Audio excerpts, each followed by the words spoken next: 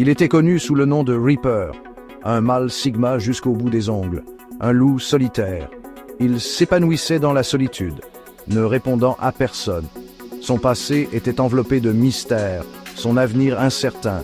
Seules ses compétences étaient indéniables, un stratège hors pair, une arme fatale. Elle, on l'appelait Rose de Fer, une femelle sigma dans un monde dominé par les hommes. Partie de rien, elle s'était frayé son propre chemin. Sa résistance était légendaire, sa détermination inébranlable. Elle ne reculerait pas, ne céderait pas.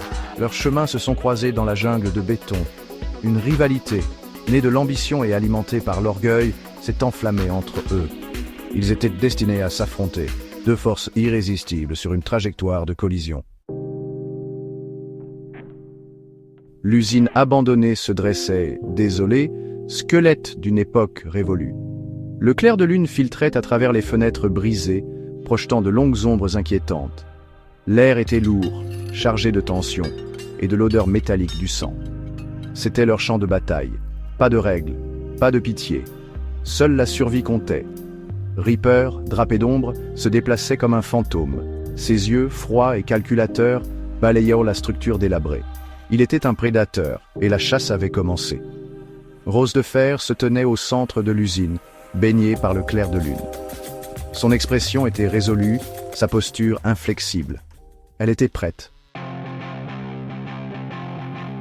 Le premier coup fut rapide et silencieux. Reaper frappa depuis les ombres, une tache floue en mouvement. Rose de Fer, anticipant son attaque, la dévia avec un clang sonore. La bataille avait commencé. Il se mouvait avec une grâce mortelle, chaque frappe précise, chaque blocage calculé. Le métal s'entrechoquait, des étincelles illuminant l'obscurité. L'air crépitait d'énergie, une danse mortelle d'attaque et de contre-attaque.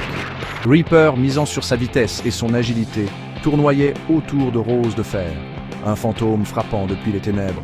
Ses coups étaient rapides, visant les points vitaux, chacun destiné à neutraliser. Rose de Fer, forte et inflexible, parait ses attaques de front.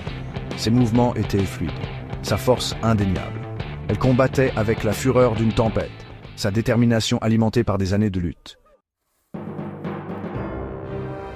Le combat faisait rage, un tourbillon de mouvements et de sons. Aucun des combattants ne cédait, aucun ne montrait de faiblesse. Ils étaient à armes égales, les deux faces d'une même pièce, la force contre la force, la volonté contre la volonté.